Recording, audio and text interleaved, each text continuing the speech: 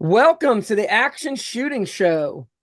Tonight, we are going to be doing after action on a fairly interesting new match. But before we get into that, I want to, as always, if you enjoy what we do here, and it seems like some people do because we talk to you about it in public, but like and share this. That helps us out since the algorithm's not really doing anything for us as a community.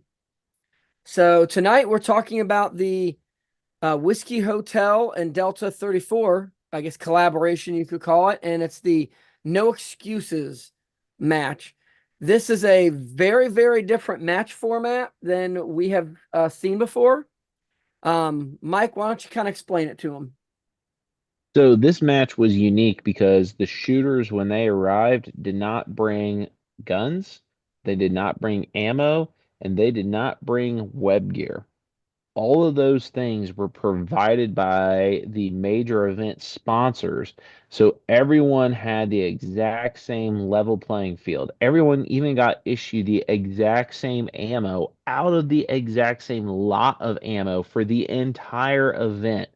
So no excuses is because you can't say someone's rifle is better than someone else's.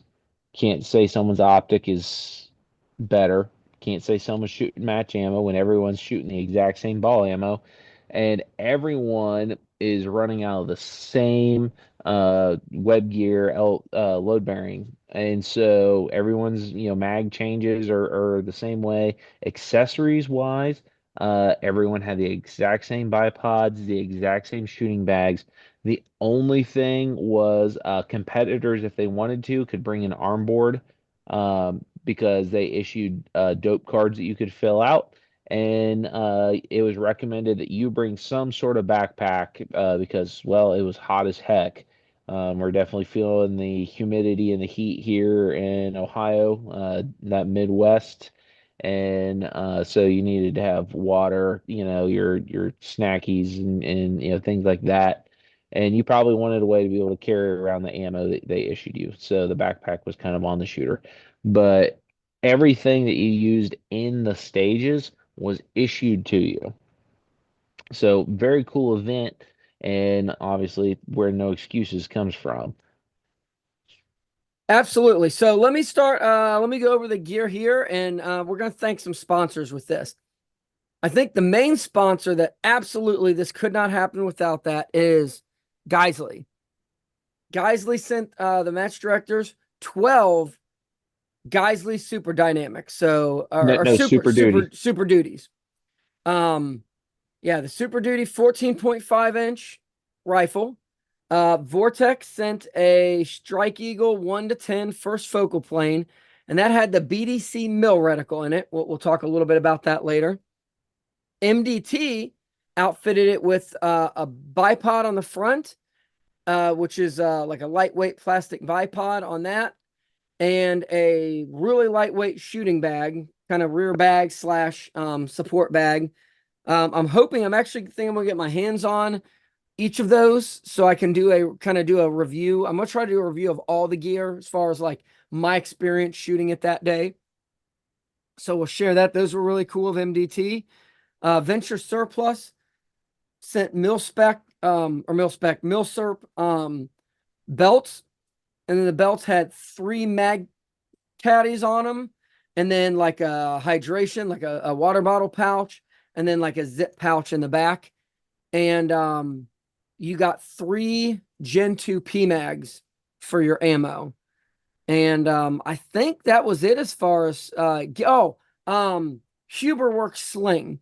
Everyone had the same Huberworks sling, which is a think like slingster type sling, got a little quick throw lever on it so that you can adjust the length of it. And then we were using 55 grain X-Tac ammo. I think PMC maybe got him a deal on that. So all of this was the same for everybody.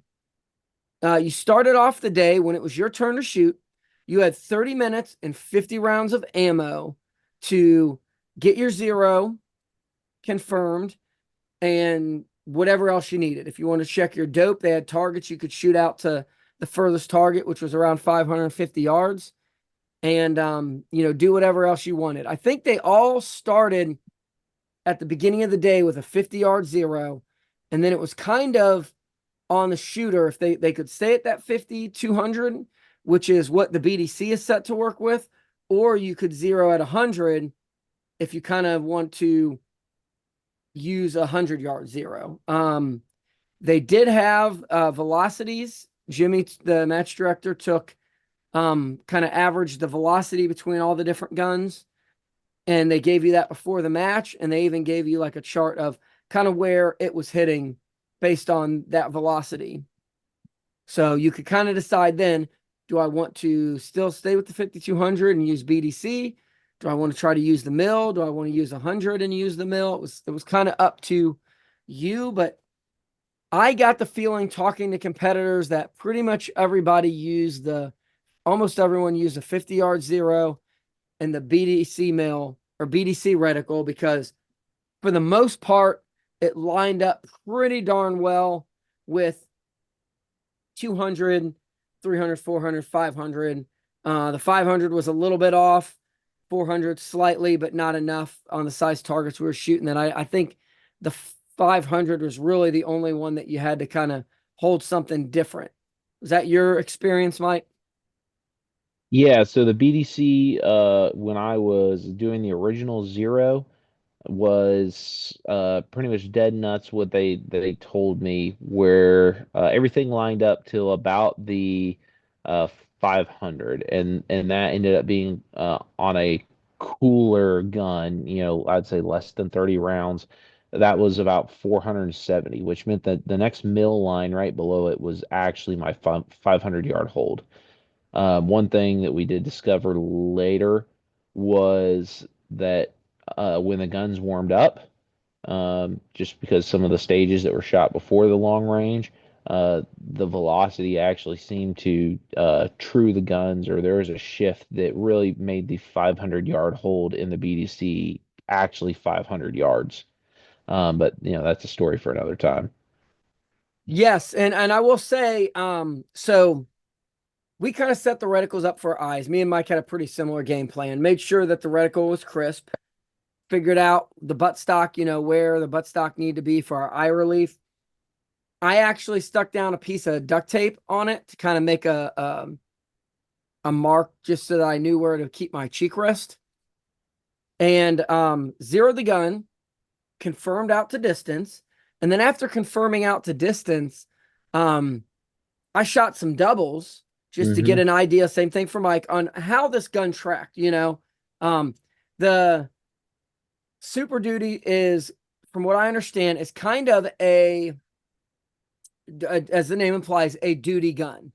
Not that me and Mike tune our guns for like 3-gun ragged edge to where that muzzle is just perfectly flat. I would say that the Super Duty's definitely got a stiffer buffer and spring setup than I'm running right now with my A5. And there's a lot more of a ka-chunk as it goes into battery. And it recoils differently than the gun I shoot. So I kind of got used to that, shooting some doubles.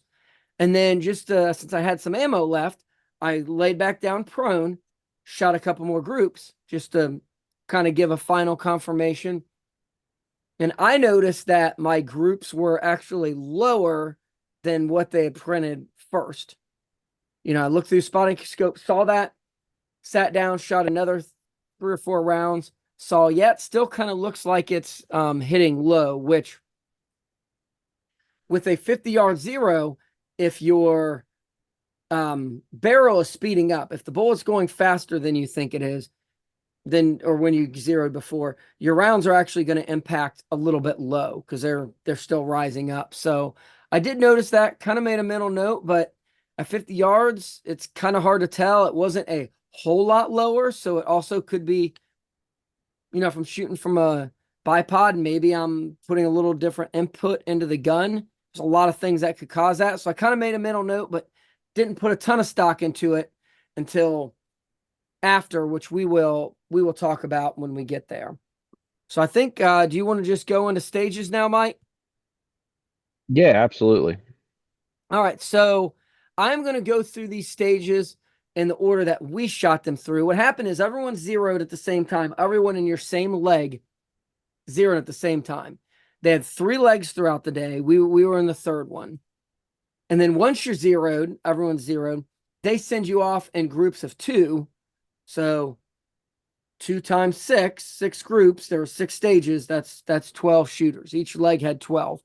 So we started off in a stage called 90 miles per hour. Do you want to explain that one then, Mike? Yeah, so 90 miles per hour was a stage that was scored on paper. And so they had a shooting position with Scored three, scored on time, but your paper added penalty, so time plus. right, that yeah, it was time plus with the targets being paper. So you started in a shoot box, position low ready, and in front of you was 3 targets. One target needed engaged twice with 2 rounds each time, and then that was the center of the 3 array.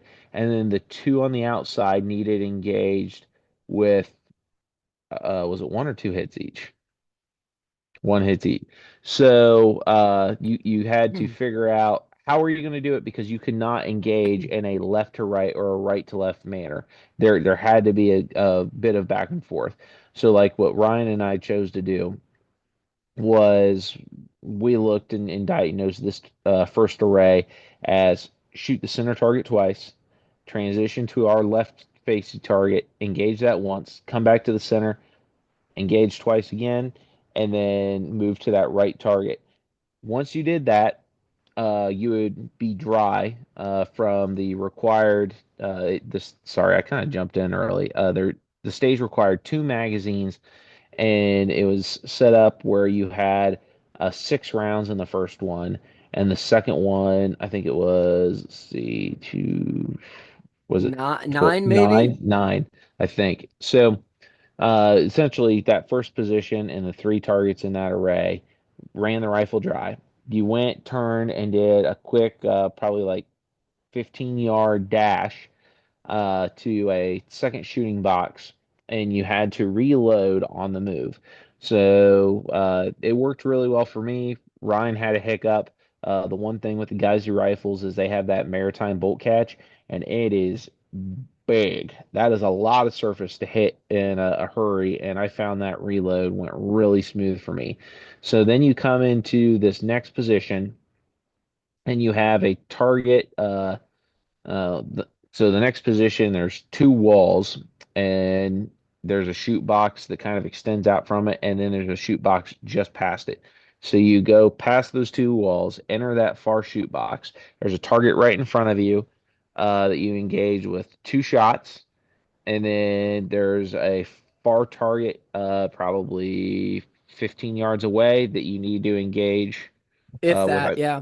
yeah, with I believe that was a single or 2 rounds. There was And then you 2, 1, and then 2 again. okay. So yeah, so 2 in front of you, go to that one, hit, move back, shoot 2 more. And that point you step out of the shoot box into the corridor that's made by the wall, and there's a target, and you had to put 4 rounds onto that target while moving. And the transition and all that definitely messed with some guys from what I saw walking past throughout the day, and then some of the other things. I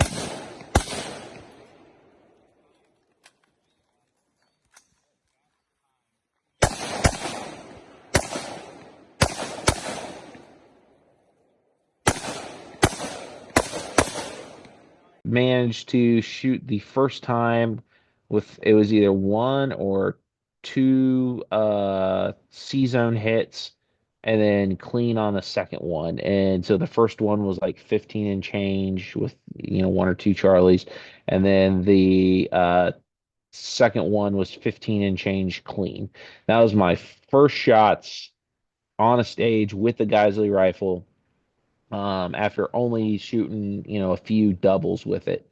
Uh, Found that the rifle tracked pretty well for me. I, wouldn't have probably would have shot it a little bit faster with my own rifle.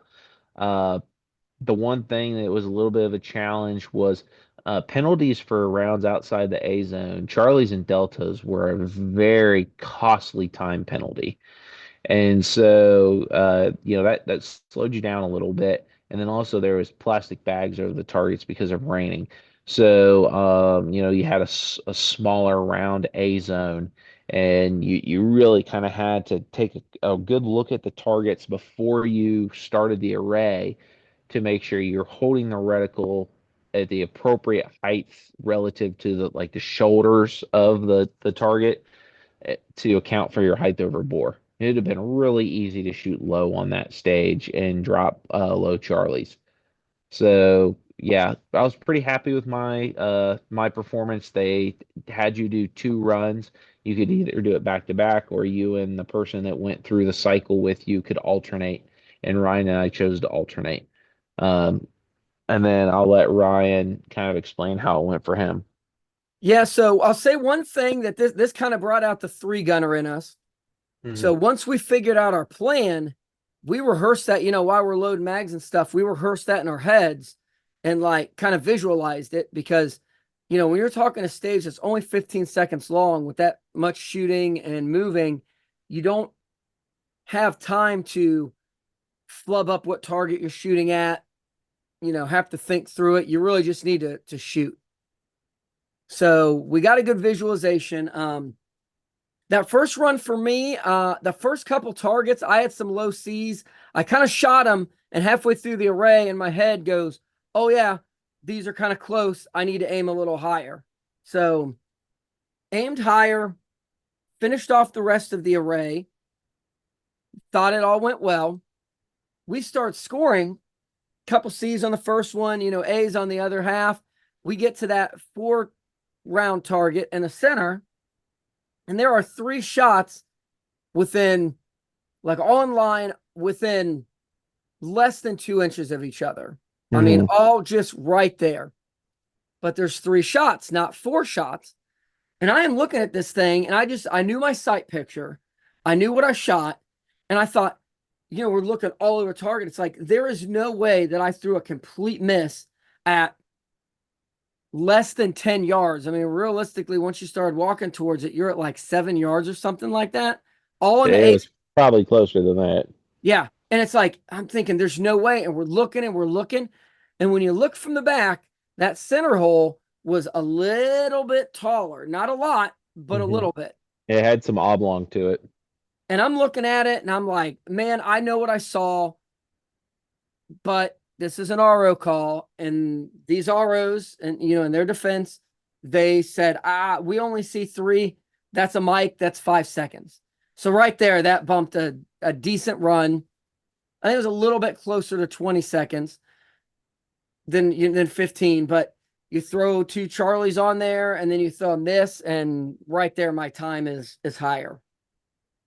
In retrospect, now looking back, I didn't think of it at the time. Mike videoed that stage of me running it, and we're going to add that. I've got some video on a GoPro as well. I watched that and watched that over again after the fact. If you look at where my muzzle's pointed when I released those shots, it had to have been, I guess, a near perfect double, because you look at how close, you look at where the muzzle's going when the rounds went off. There's no way that one of those rounds wasn't on paper. So, retrospect, it is what it is. I think I talked to the match director afterwards. He looked at it. It was probably a 10% difference on that stage, or, in the grand scheme of things, when I looked at the score, it may have bumped me up a place or two. It wouldn't have put me in the top 12. So it is what it is. Um, Here's my only complaint through the match, I guess, with this gun. The second time through, in that transition, I threw a reload in, went to hit that bolt catch, and just kept slamming on it, and the gun would not close. It would not, drop the bolt. Keep messing with it. Finally, kind of tug on the mag, slam it, goes in the battery, finish up the stage, all clean, all A's, but like 24 seconds. So I'm like, man, what is going on here? So as they're scoring it, I pull the bolt back, or the bolt's already back because I shot it empty. And I slam that mag in there, and sure enough, the magazine will over insert into the gun. If you noticed me saying earlier, these are Gen 2 PMags. There is no over insertion stop. Apparently, something in this gun, and I'm guessing it's just a mixture of maybe the magazines and the mag catch tolerance stacking. I don't know. It would allow that gun to over insert. And the ROs at first were kind of like, well, whatever. But the MD has said, if there's a gun malfunction, you can get a reshoot. Like we're not holding you responsible for malfunctions on a gun that is not your gun. So I kind of was pleading my case, and the ROs were kind of like lukewarm on it. And I said, here you go. So I slammed that magazine up there. I said, drop the bolt on this gun. And he's smacking it. He's smacking real hard, and the thing's not dropping. He's like, oh, okay, well, if that's but if you shoot this again, you don't get to choose the better of the two. You got to go with whatever the second score is. And I'm like, that's fine. I just shot this thing clean in 24 seconds, screwing around for 5 or 6 seconds, getting a bolt closed. There's definitely can shoot this thing better than that. So again, shot it a third time. Everything clean. I think I had a single C on it or whatever, but still with that, I was still at like 19 seconds. I mean, I shaved 4 or 5 seconds off my time just by reshooting. So it was really, definitely worth it. I did, one more time in the match on a longer stage. I had a over insertion where I had to pull the mag out, clear it, and then put it back in.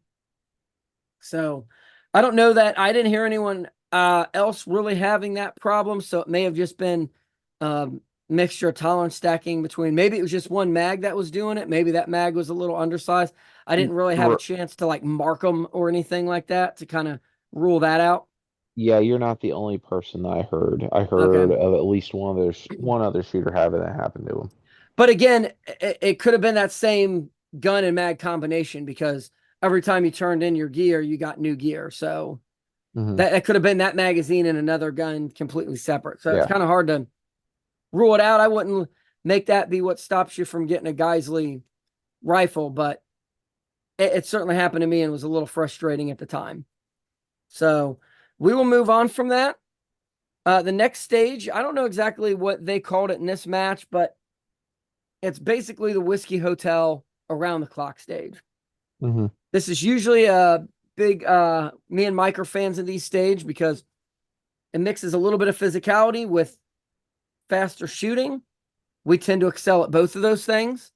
In this case, you had a throom at like 3 or 5 yards, and then a target at 80 or 90 yards, a target at, so it's basically say like 100, 250, and then 300. Was that it?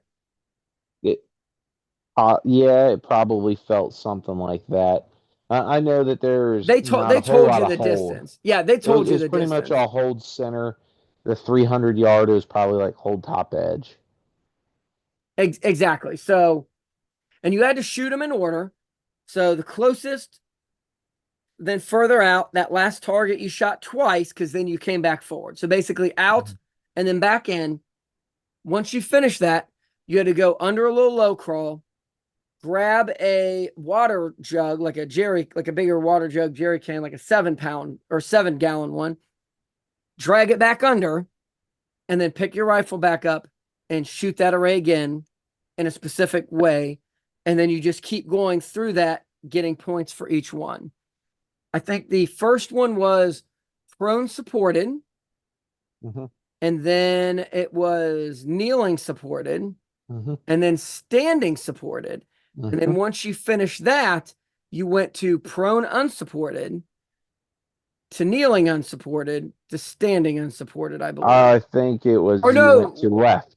left side. That was it. Left side supported, left kneeling supported, left side. Yeah. Um, And if we went through it all that time, which we didn't, you would have gone to your right eye, but then unsupported for all of those. So they had it all the way through. yeah. Stand by. Go!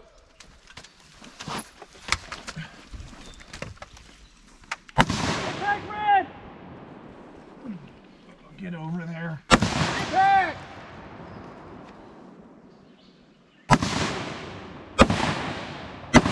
Impact red! Impact! Impact! Impact red!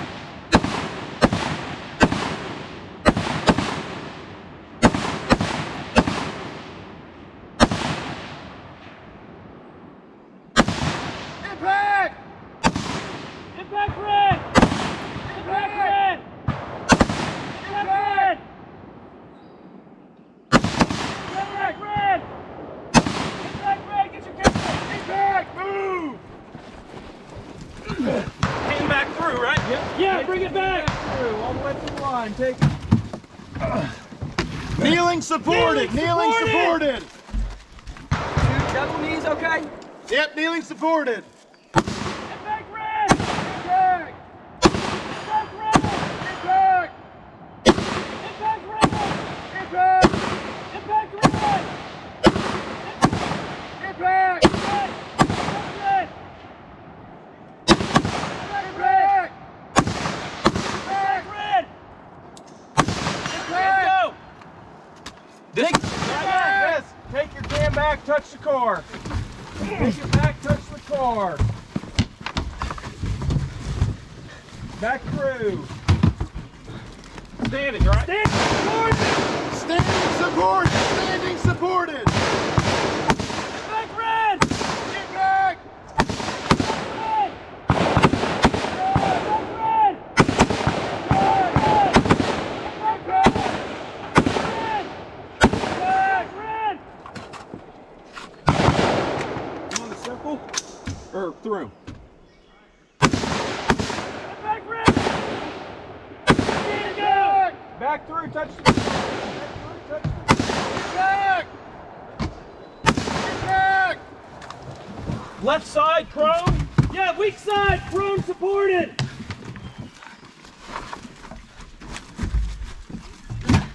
Impact red! Weak side, prone supported. Weak side, prone supported. Impact red! Impact red! Impact red! Impact red!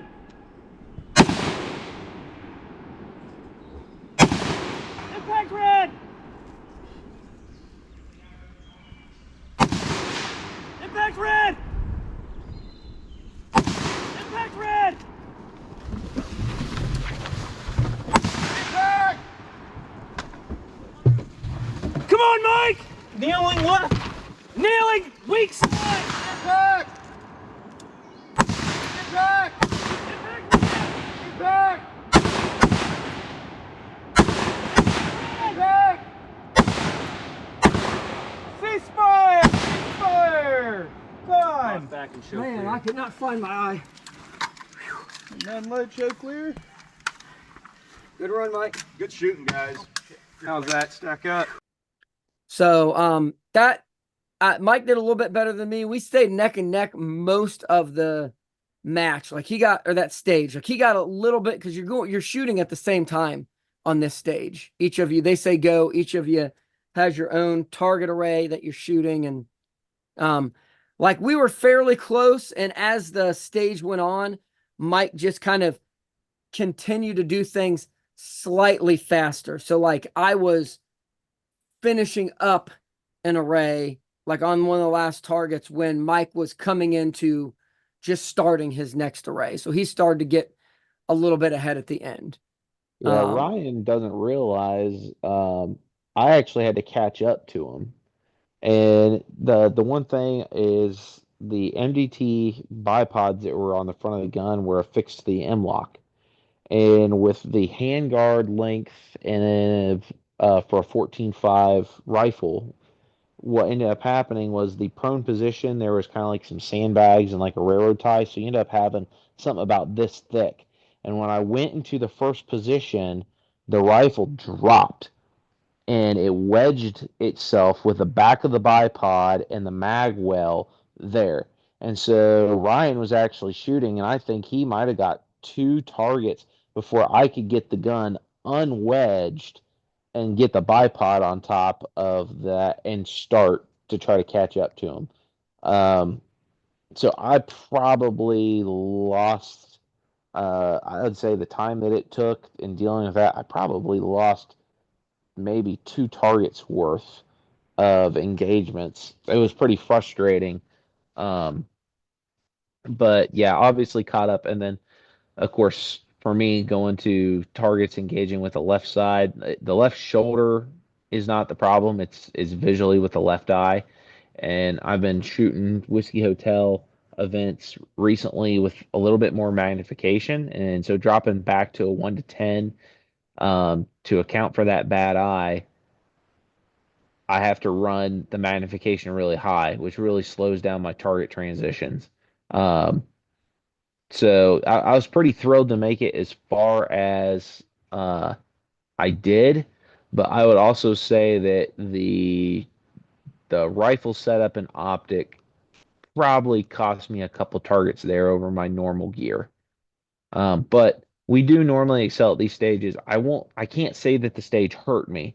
But I didn't get the potential that I probably normally would.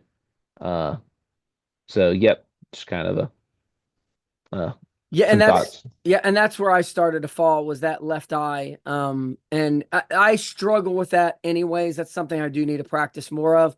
But being a unfamiliar gun and optic, like I was trying to zoom down and ended up zooming up, and it took me a while to figure out that down was the opposite direction, and that's really where I started to drag behind. I really struggled to get that weak side eye doing what I needed it to do. So fun stage.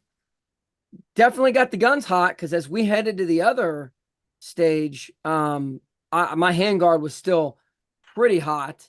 And the next Yeah, one was called I one. burned through a 30 round magazine Oh on yeah, that, I think. same, I did a same. reload, so Yep, the same. gun was warm. So headed to the next stage, it was still warm. That was called One Gun, and it was basically Whiskey Hotel's hill race, except you're side by side. Um, This one, you started on a spool. So you shot off the top of like a wooden spool. And then you went over to the hood of a car. And what was there? 4 or 5 targets going out. I mean, you just start near to far. Yeah, it was near to far. I think you probably engaged from 100 to like probably 325, something like Yep, I think that. that was it. And yeah, it was 4 or 5 targets. And then, so that's your first one, you shoot all those. Then you move to the hood. You shoot all 5 of those. Was there 3 positions or 4? I think there's only 3 It was positions. 3 positions. It was the Because spool then, behind the car, the hood, and then the spool in front of the car. which the spool, the first one was flat, so you could rest like a bipod on Tabletop. that if you wanted, or a bag or whatever. Then there was the hood, and then the last spool, you were shooting off the angled side. You kind of had to go over on that side of it.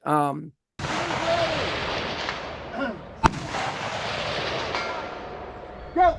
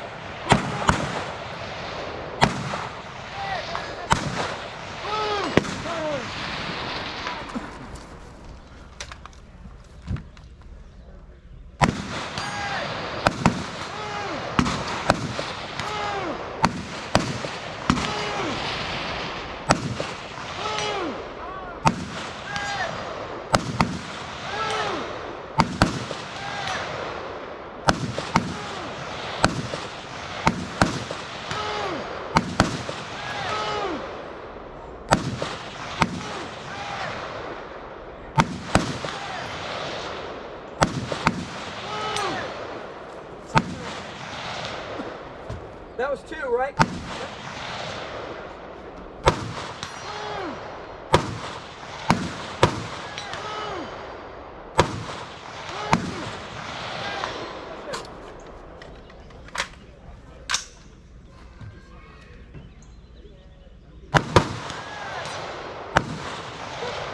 Third one? You're on 4. You're on 4.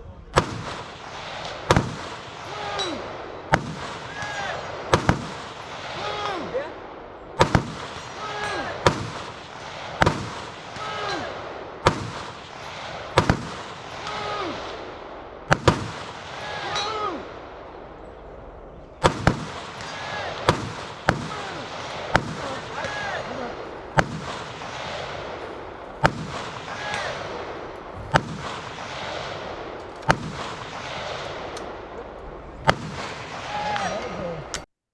To me, I used the bag on the first one that they gave you, and it was like I said, kind of a small bag like that, and it was filled with Get Light. So it's super lightweight bag. Actually, it'd be great. I'm probably gonna have to pick myself up one because it'd be great for running guns or things where you may want something positional sometime, but you don't want to drag around a lot of extra weight. I mean, the thing weighs nothing. So I used the bag on the first one. When I ran over to the hood of the car, I deployed my bipod, kind of stuck that way far forward up towards the window and kind of laid down on it and shot with the bipod on that one, which was super stable. I mean, that was like shooting from a bench for me. Michael tell his side of it because there was two different kinds of vehicles. Then ran over to that last spool and shot from that last spool standing, just kind of like, I can't remember if I rested the bipod on or if I just kind of had my hand on the handguard, kind of resting off of that. But that was one. I finished it. And you kind of get an idea who's shooting next to you. Me and Mike were kind of fairly neck and neck during this, but I finished and I look over and Mike's still shooting. And not like a long time afterwards, but long enough. I turned to the RO and I said, I don't normally beat him on things, so I'm going to enjoy this for a second. And I didn't, in my credit, I didn't gloat. I didn't make a big deal about it. Me and Mike are usually pretty close on things, but he tends to just pull ahead just enough, so it's like he's not crushing me at anything, but he's beating me at just enough and consistently beating me enough so that when I beat him with enough time to look over, have a quick conversation about something, that was a good day. That was a good stage for me. So, Yeah. It's yeah. why I have Ryan for a lot of team matches. Is not because he's local and he's my buddy, but I mean he can still hold his own. So I will say the bipod was MDT's version, I'll say, in the affordable lightweight market. So I think they're $90 to $100, somewhere in that range. It's for the most part all plastic or mostly plastic. So think like what the Magpool's bipod. I don't even know what Magpool calls their bipod, but in my experience with the Magpool bipods, not owning one, but playing with them, seeing them, they are not very robust and sturdy. They don't seem stable enough to bother with, if that makes sense. Yeah. I did like this one. I don't know that I'm rushing out to buy one necessarily right away, but for the plastic, for the weight, for the style of it, I thought it was very usable.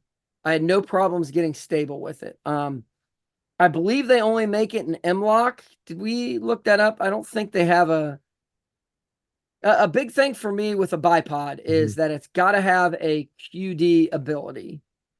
So like I've got a Harris Harris clone with a pick rail QD, because there are times where a bipod is a massive disadvantage and I don't have time to M-LOK, screw it on and off. So it's got to have some kind of QD for it to be useful for what I do in it with shooting. Because a great example is if I go up to a VTAC board, like angled VTAC or, one of the narrow rectangular ones, you are not getting your muzzle and tripod legs in there.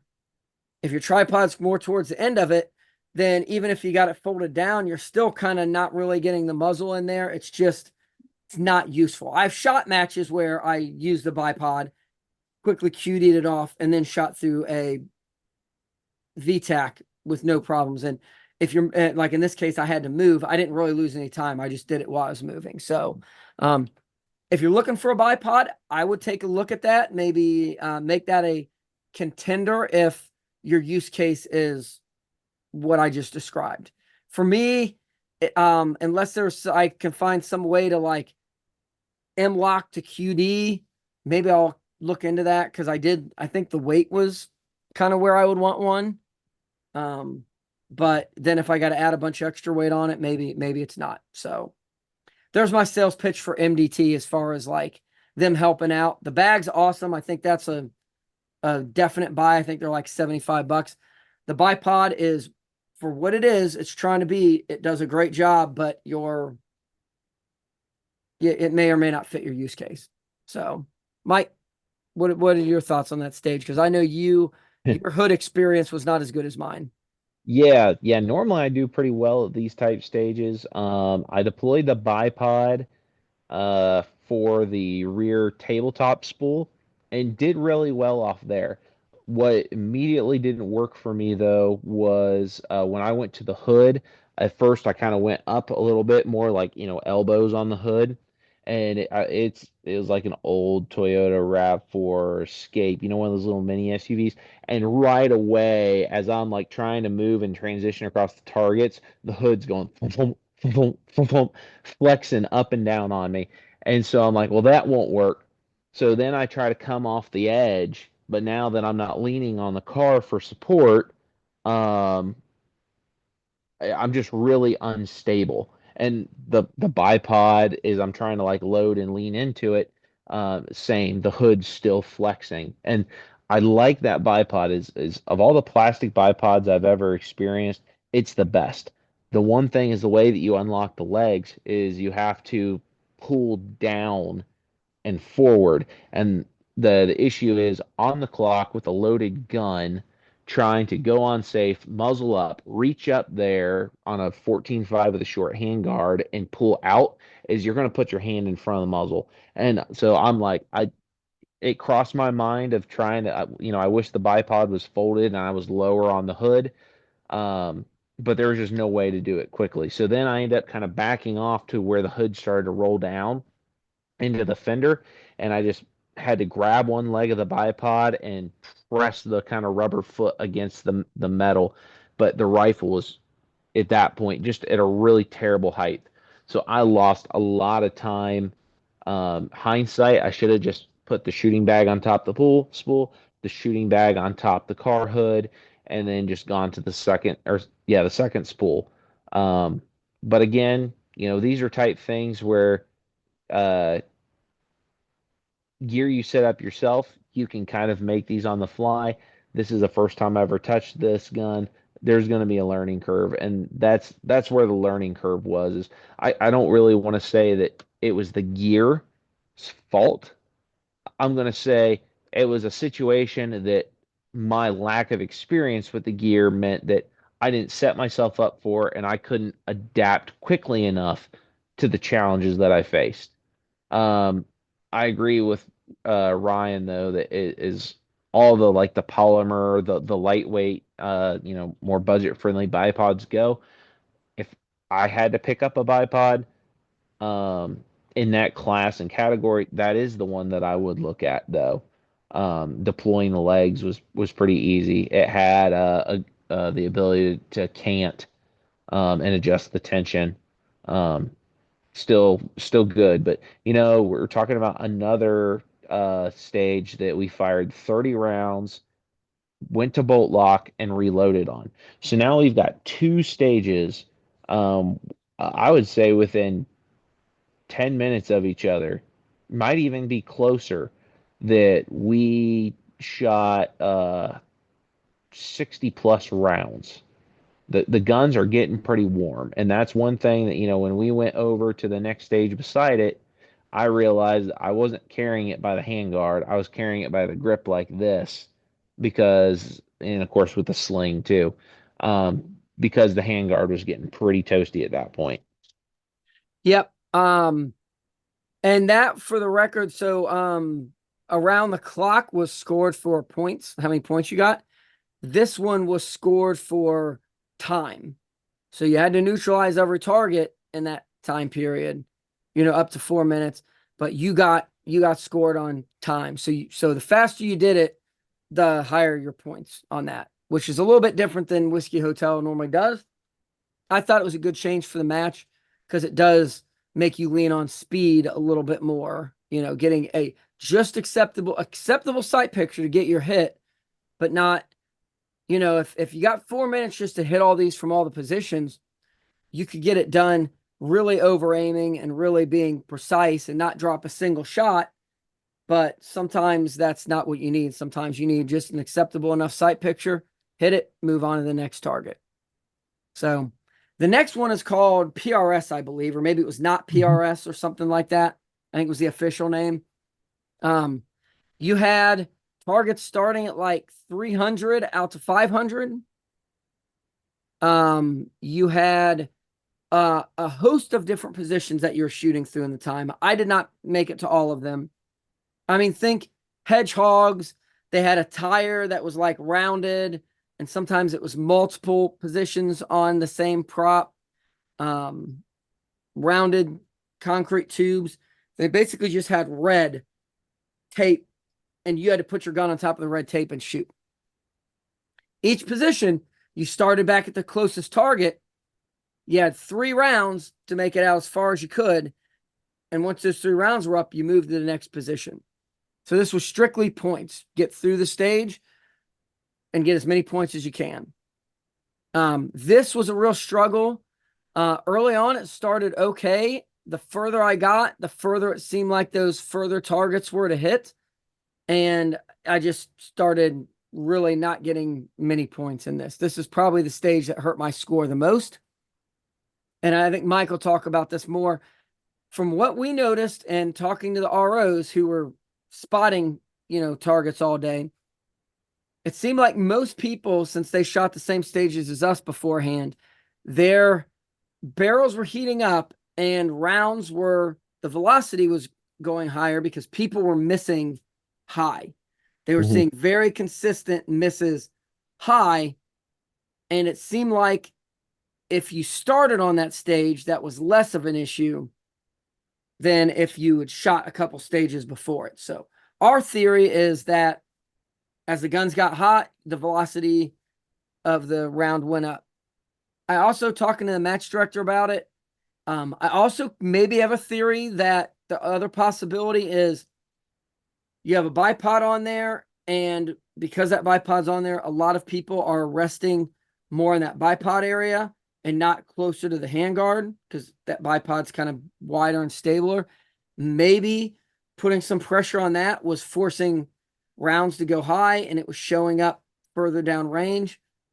I mean, we can't get out and test either of these. I think the velocity changing is probably the more likely, but I have noticed in supporting a gun, the further out on the handguard that you support it, that can push rounds a little bit high if you're not careful. Like if you want to test this, clip into a tripod all the way at the end of your gun and shoot some groups, and then click into a tripod at closer to your receiver and shoot some groups. Your handguard's dependent on this, but I would almost guarantee that you're probably going to see a little bit of a shift in your impact, and that one that's further out is probably going to be a little bit higher than the other. Not 100%. This is another case where Mike's talking about if you shoot that gun a lot, velocity changes, how resting on certain areas affect it. And if it's your first time shooting it, you're kind of figuring out on the clock. I have a feeling some shooters spotted their misses, were able to make up for that and figure out, what they need to do moving forward quicker than others. I was one who struggled a little bit. It was sprinkling a little bit by that point. I don't think visibility was the best. So self-spotting your misses was not as easy as some other lighting. And my eyes are 42 years old. Maybe if you're 20 years old, you can spot that stuff easier. I wasn't seeing it. No, ROs weren't able to help. So still a fun stage. there's a Mhm. lot of really cool, interesting positions that were hard to get a good stable position from, which is the fun of stages like that. But the velocity change or whatever was causing it definitely did not help my situation. So, Mike, you want to talk about your experience? Yeah, I would say, I mean, normally out to 500 yards, I'm a pretty consistent shooter, and this stage was probably the one that hurt me the most, because I absolutely get impacts at those distance from those type positions all the time at other Whiskey Hotel matches. Now, the positions, yes, there was a couple of them that you were probably resting closer to the end of your handguard, but there was a bunch of them that I was putting a shooting bag on top and then putting the receiver, you know, maybe the first 8 inches of it or of the hand guard right off the receiver on the bag. So there should have been really minimal deflection. And so we were shooting. The first target was, I believe, 400, and it was a full size silhouette. I believe the I believe it was 440 or 450, something around there. I'm not sure that was a full size. Uh, at least it did not seem as big to me as the 400, proportionally. It felt like it was closer to maybe like a two-thirds or something. And then, of course, you had 500. Um, every single position, I had no problems getting impact on the 400. Um, very consistent there. There's flashers on everything. Um, the one thing is with the humidity and mist, and then the overcast, the Strike Eagle was starting to have a lot of gray, and between that gray and the distance, when we went through, it was pretty much impossible to self spot impacts. Now, what I found was I was getting intermittent impacts on the second target, the 440, and and when I went to zero the rifle, I was getting probably minute to minute and a half groups. No real flyers or anything. And so, the whole thing is when you shoot a fair amount, is you can really get an idea of I broke the shot. That should have been good. And the positions were there was enough shake in them that you were allowed to fire 3 rounds at each of the 10 positions, and if you missed, you could fire again. But it was just the situation is I would get my first round impact on the 400 almost every time, but then I'd struggle, and I was occasionally getting the 440 450 impact, and then the 500 I only got a couple times. And I was calling the shot where I felt steady enough, and when the reticle broke, that I should have had an impact, and that got really frustrating, especially towards the end. We got in some pretty stable positions. But one thing that I noticed right away was some of the positions, it made sense to kind of put your hand on top of the handguard to kind of nest the rifle into the bag. And I noticed right away when I did that I didn't have shooting gloves on or anything. And I was like, this handguard coming off of the last two stages is uncomfortably hot. And the whole thing with this is you are trying to get your impacts across those um, the 10 positions, your 30 rounds without running out of time. I don't think there is any benefit to shooting and clearing it faster. I don't think that's how it works in PRS. You're just trying to get your impacts. Um, and so, I noticed right away that this is extremely uncomfortable, hot, holding onto the handguard right in front of the barrel nut. And so I shot across, very consistent at 450 was intermittent, 500 was almost none. And I almost made it to my final position. And I just kind of spoke out loud where I said, I feel like I'm breaking good shots. this just is not making sense. And it's tough because when you're only given 3 rounds and you're moving to a position, that's not really rounds to bracket and learn with, because each position you're moving a little bit different. The gun is set up a little bit different. So you're trying to get settled into that position, not necessarily thinking, well, I'm going to bracket high, I'm going to bracket low, I'm going to bracket left, I'm going to bracket right, bracket right, because that's 4 rounds and you only get 3 in each position. Um, and so, when I was getting ready to go into one of my last 2 positions I made it to before timing out, the RO behind me said, um, "You're hitting high," or "He's hitting high," and I was like, "Oh," made the adjustment, impact, impact, impact. And so, really, what I learned in just the last position or two where I had that feedback was, at 500 yards, I was about 3/10 of a mil high.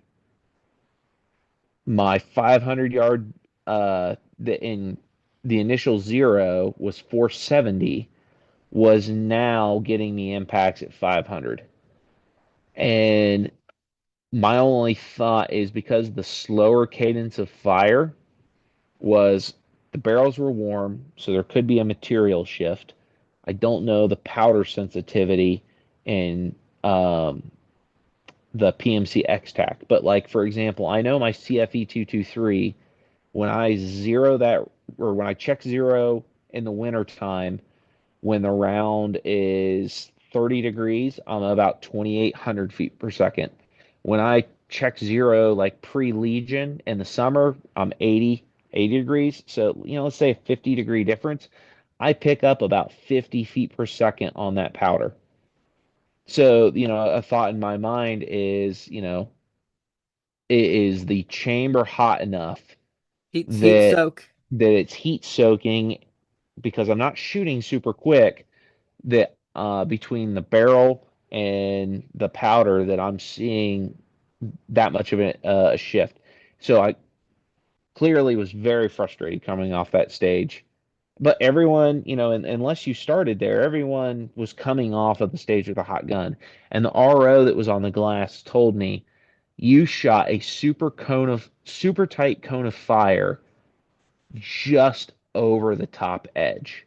You are destroying the target hanger, which tells me that I was probably on the very top edge of the target for 400, even though I was holding dead center. And then I was getting sporadic impacts on the top edge of the 440, 450, holding where I should have been there. And then 500, where I found out I was, about a quarter to 3/10 of a mil high. I was sending rounds probably right over the top of it. And then RO said, yeah, people have been doing this all day. So it's an indicator that the people cycling through with hot guns were experiencing that.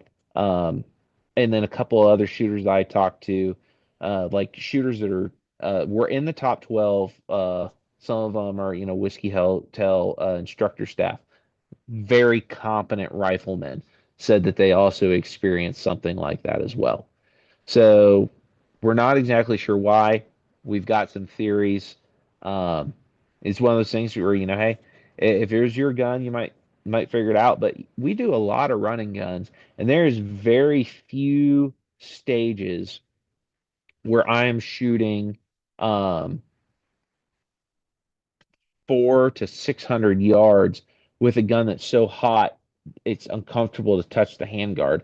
So even with your own gun, I'm sure that most people's guns have a certain level of shift. I tend to zero warm. I'll fire 5 rounds, um, and then I'll start the zeroing process, and then I try to maintain kind of a consistent threshold as I zero the gun. But it's not hot; it's a warm gun. And so, yeah, something to consider if you go into a match. Something you might want to figure out with your own gun, but something that seemed to affect a lot of people. Yep, absolutely. And when I was explaining this, I didn't really. You had like an hour and a half, 2 hour to get all 6 of these stages done. So you're moving stage to stage. Like we talked to the match director afterwards, and it's like, if he had all those stages in the same place, and it was a team ruck match, you would have left the stage, gone to the control center. They would have given you the next one, come back. You would have had a lot more spacing just in the natural flow of like any other match. I mean, if it was a 3-gun match, you would have had a bunch of people shooting it, and then you would have Yeah, had an even squad. longer gap, your squad shoot. So any other match, you would have had more of a gap, but just the way they did this format and the way that the stages worked out, it kind of ended up just really soaking the guns down with heat, which, I mean, cool. I don't know that that's a downside. It's a different experience. It's a different, you're using a different gun. You got it to be, if you're a good rifleman is able to adapt and overcome from something like that. So I think the Mhm. better shooters on the day were able to adapt and overcome that, whereas the shooters that didn't score as high didn't. It doesn't mean they're not a great shooter with their gun and with other things. It's just a kind of a new experience. So I learned a lot from that, and I'm looking forward to taking that knowledge into other matches. So next is the unknown distance stage. You want to kind of describe that one, Mike? Yeah, so unknown distance was two magazines loaded with I think it was it 12 and 18 rounds.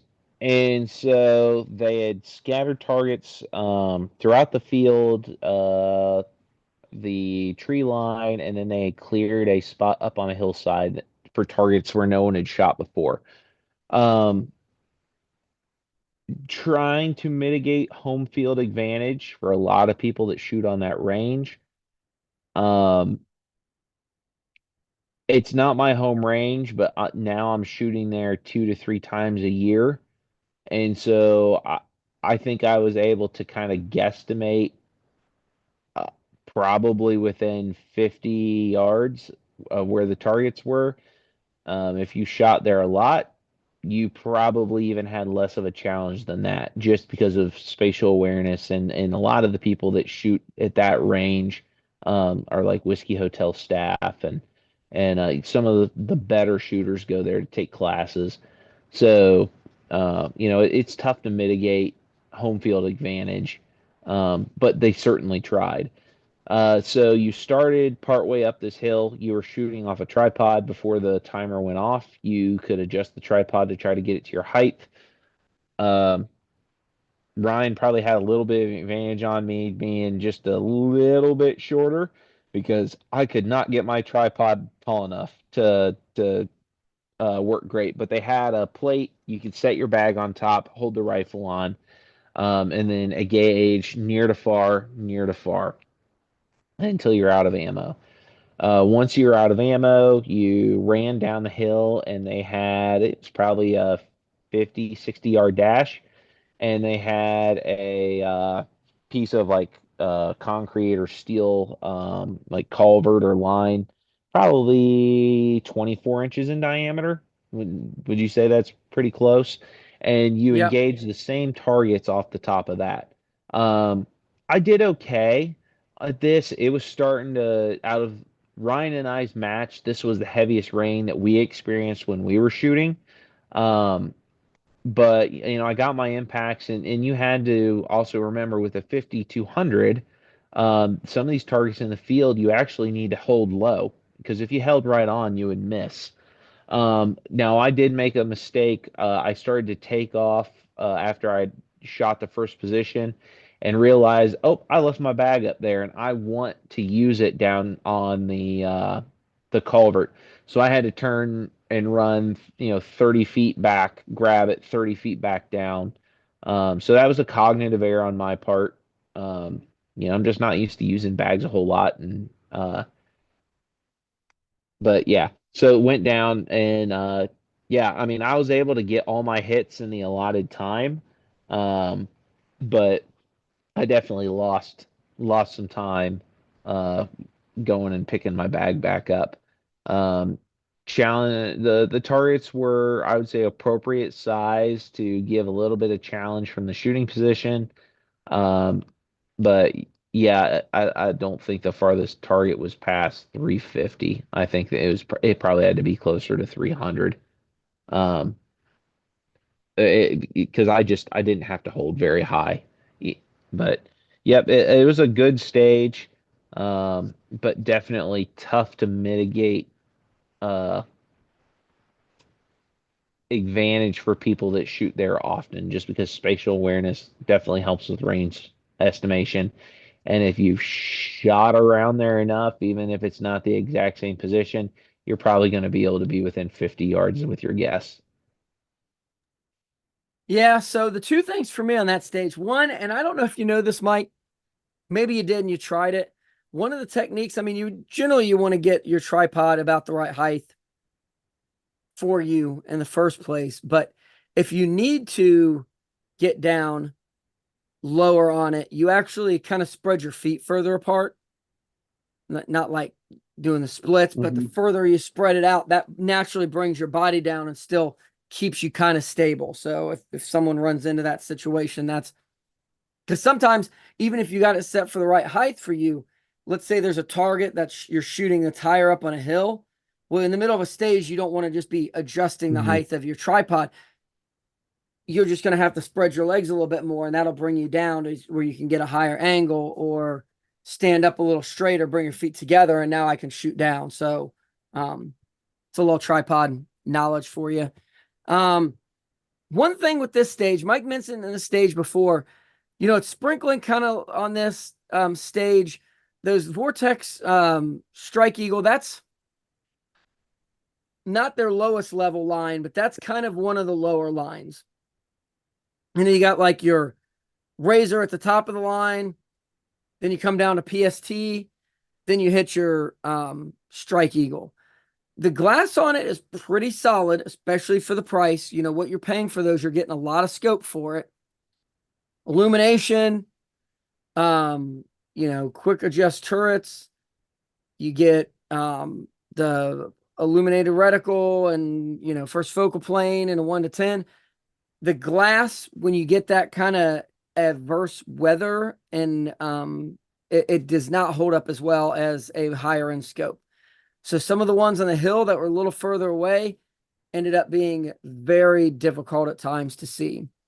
There's enough spread on all this stuff. I actually had to use a technique, which I know they use a lot in like PRS, where you actually come out of the scope, you look at where the next target is, like with your eyes, like you find that area, then you point the scope at it and go down inside of it. If you were just trying to like stay inside the scope and pan around like an array, you would probably never find it.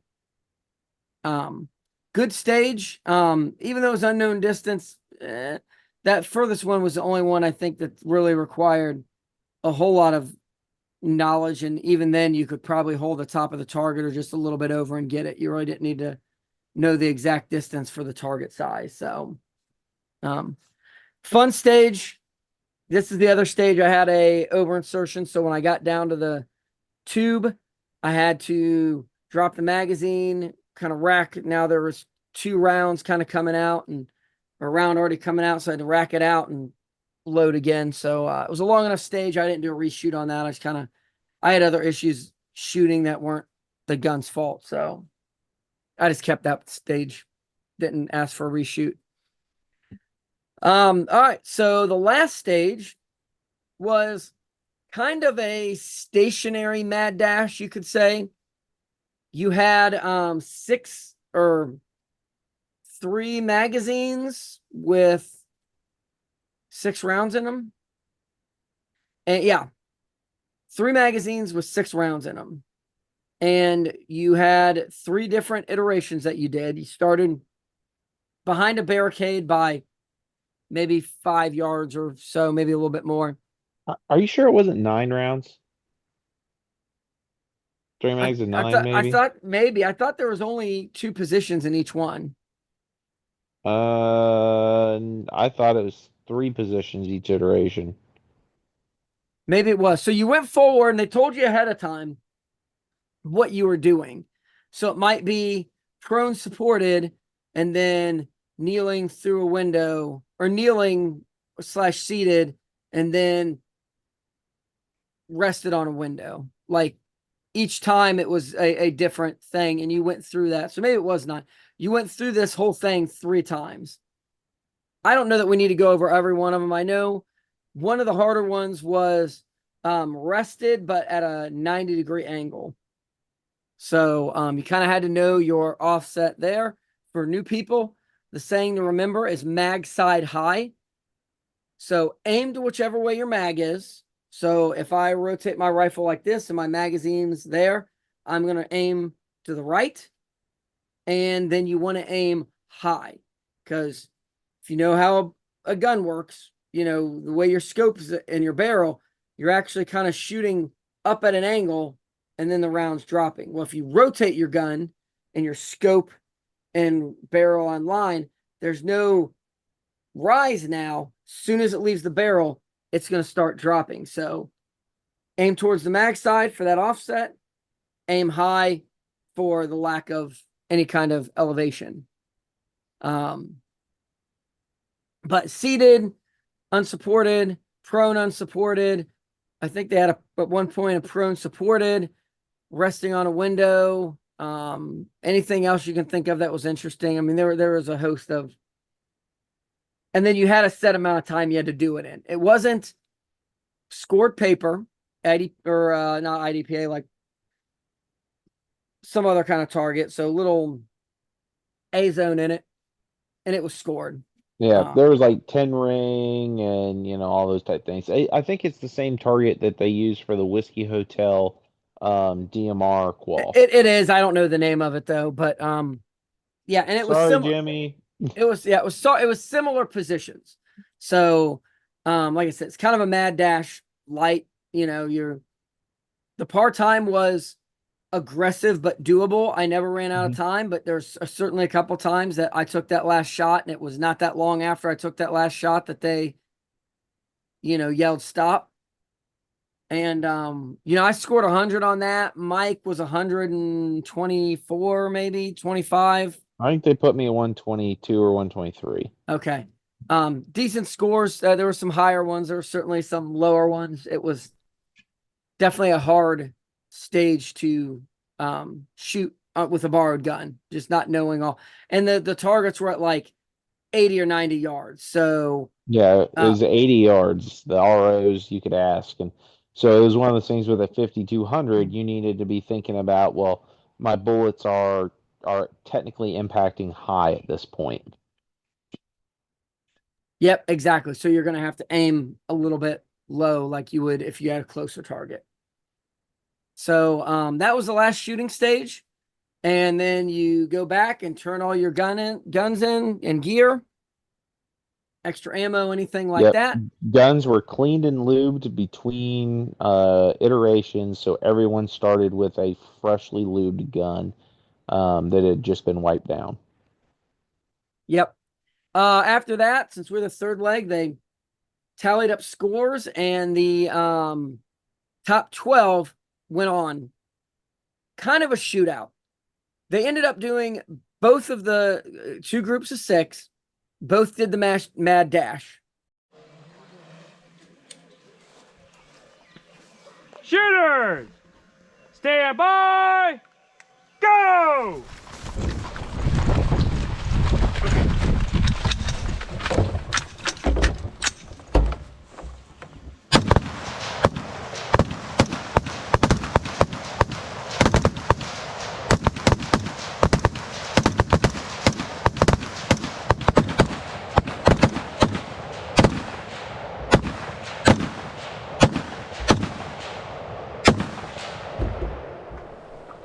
Prone, unsupported, must start kneeling, touching the barrel. Shooters, stand by, go!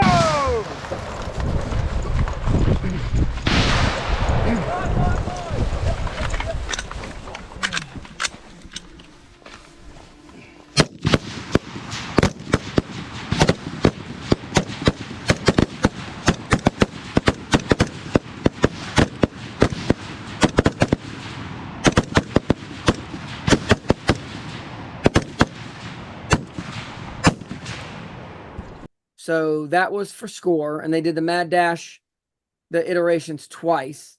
Running forward.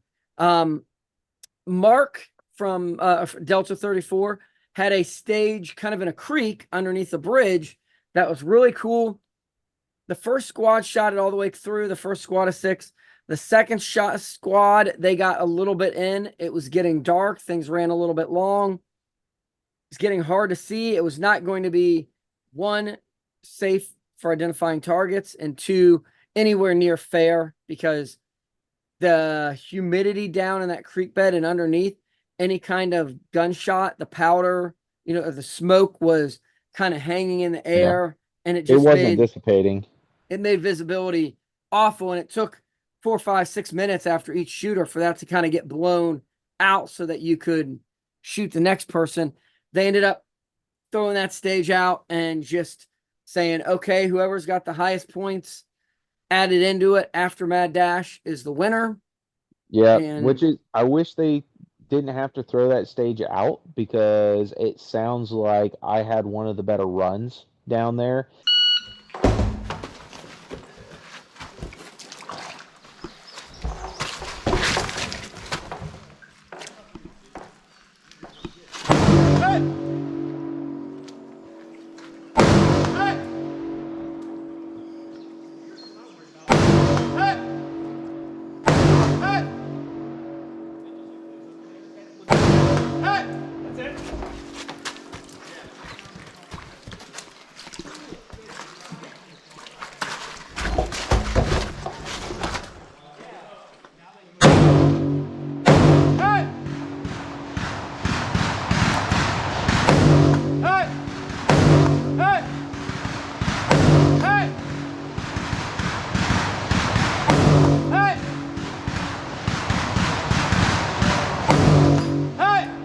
Nice job, dude.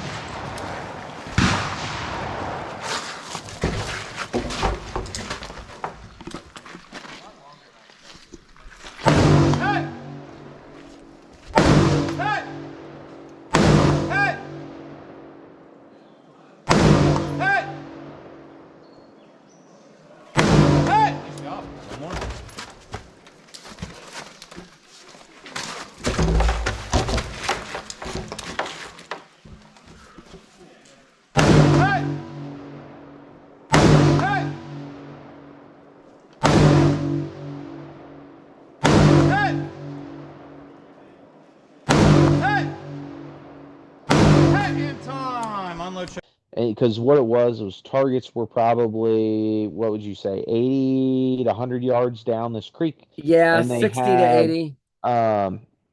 Rounds of different colors and torsos or silhouettes of different colors and sizes.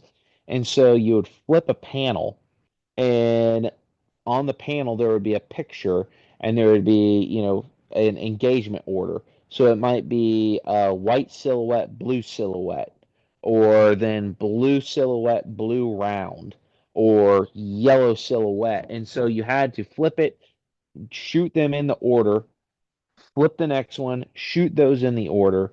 And of course, there's penalties for shooting out of order and for misses.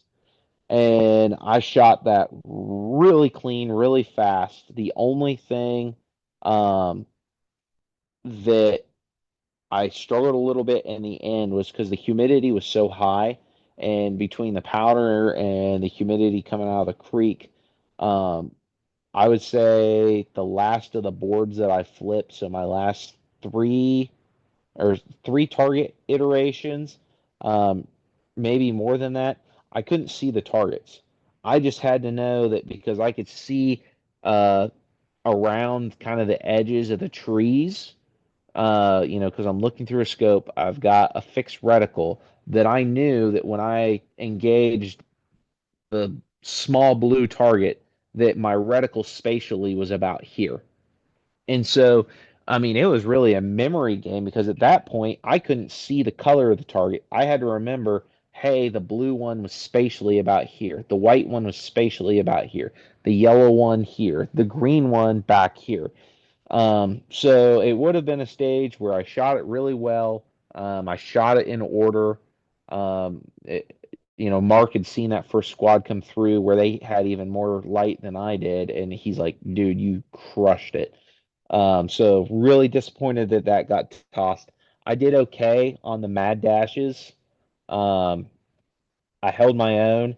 One thing that hurt me was they threw a left side in on the Mad Dash, and with my left eye, it just I could see exactly the rounds that I'd fired from that because of their location on the target. Um, but the scoring is a little difficult to understand just because there's the match overall, and then there's, well, how did you place out of the final 12? Um, my understanding is I think in the final 12, um, I think I got like fifth.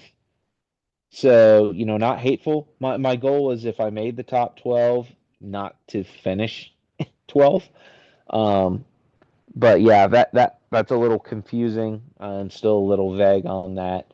Um, and then I made the top 12 in the overall. But I guess as of right now, I'm still not exactly sure.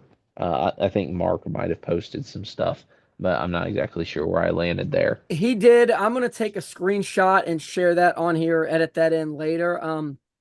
One thing I was gonna note, and you will see when I do it, he went through and kind of put some accolades with everybody. And we talked about this was one of the most stacked matches I have shot as far as skill in a very long time.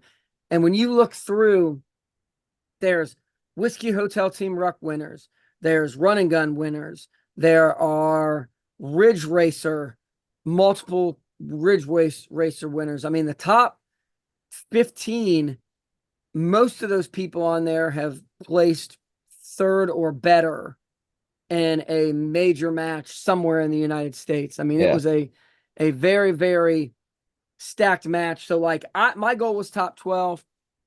I didn't make it. But then, you look at it and you're like, well, and on another day I could have made it, Yeah. The but top 50% of that match could have the potential with a carbine focused match to land on the podium, whether it be third, second, or first. Every single person in that top half had the potential to land on a podium at a match that they went to. And I mean, absolutely, the pedigree wasn't just competitive shooters. You had special operations presence with members representing different branches. You had instructors, guys that are actually not just competing, but they're firearm instructors. It was a very top heavy match in the experience. And, I told Ryan that I sat down and I did some rough math, and I think that I've probably fired between 500 to 700 rounds of 5.56 this year, between zeroing and matches. And the fact that I was able to place where I did in that field shocks me, because there was a lot of people that were probably shooting a lot more than me, um, just throughout that entire match. It really was a group that you couldn't really make any mistakes, because they would eat you up with that experience and competence level. And then the absolute. cool thing with making top 12 was got the sweet Geissele trigger. Big shout out to Geissele.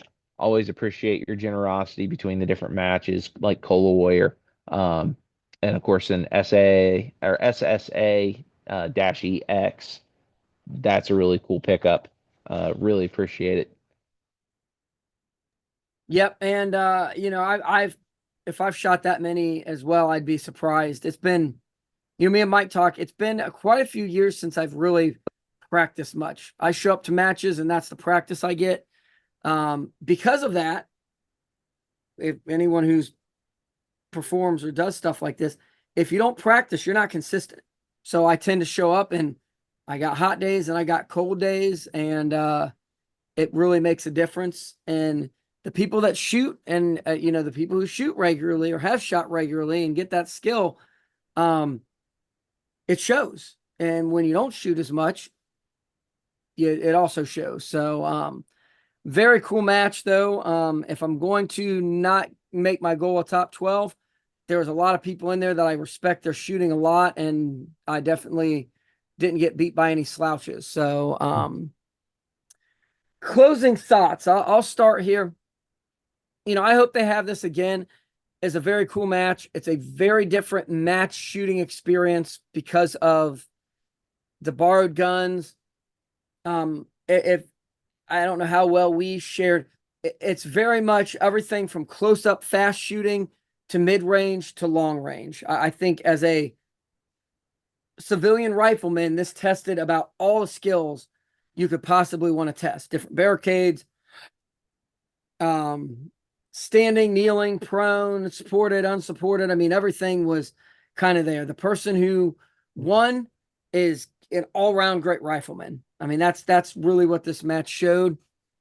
And using a borrowed rifle in this case, it's a great example of just being able to put anything in a top person's hand.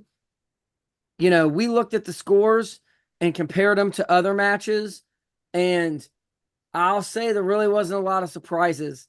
All these people who were in the top 12, I think if you let them use their own gear, you wouldn't have a whole lot of difference. The main difference would just be how well they shot that day, not whether it was their gun or not. So I think it was a very good example of, like, it's not the gear, it's the Indian, not the arrow.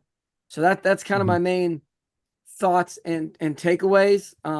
I do want to thank all those sponsors. Like I said, I'm going to try to do some videos on each individual piece of gear, maybe go in a little bit more depth, things I've noticed, just to kind of spread the word on what they're doing, and hopefully get them a little more buzz and maybe some sales out of it, because they all deserve our money for sponsoring stuff like this, and they're all really great products. So, if you're going to go buy a bipod, don't buy a bipod from a company that you never see their logo at matches.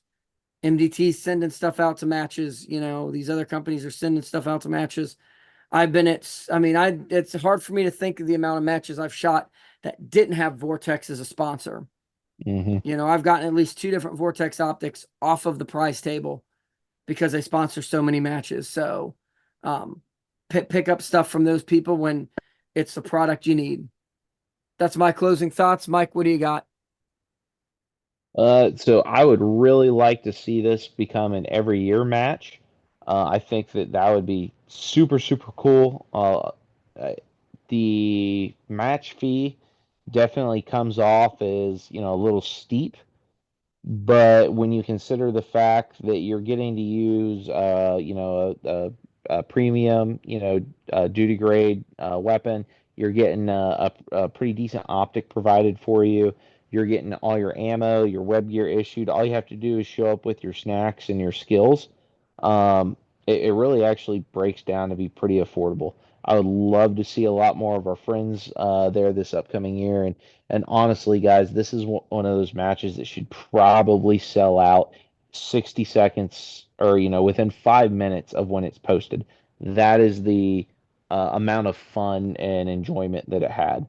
And yeah, you just a big shout out to Vortex for continually sponsoring matches. Next year, can we get a Viper? Wink, wink, nod. Um, uh, just a couple things we were having to do was tape turret caps to keep them from coming loose, and a couple other little things there. But I mean, we generally find ways to stow gear and keep things from disappearing on us at these very physical active matches. We're not sitting at a bench. The Geissele rifle, I know that Ryan had some hiccups. If he had a mag with an over insertion tab, I I'd bet money that he wouldn't have had any issues. The Geissele rifle ran great for me, no problems. Great trigger, great controls. I'd have no problem picking one up if I was looking for a factory gun. And of course, Geissele does a lot to support the shooting industry and all of us that enjoy it. MDT, they came out in a big way, provided a lot of accessories. They provided the cleaning and lubricants for the match as well, and they sent shooters home with cleaning kits. Um, So, that was very generous of them, and we're very grateful. And Ryan and I will try to maybe clean our rifles a few more times this year than we normally would, thanks to MDT. And yeah, I'll definitely be browsing their website and seeing what do they have that I need. So, yep. Thanks for everyone that spent the evening with us as we talked about this, and we definitely look forward to seeing you at the next match. Yep. Hope to see you guys out in the range.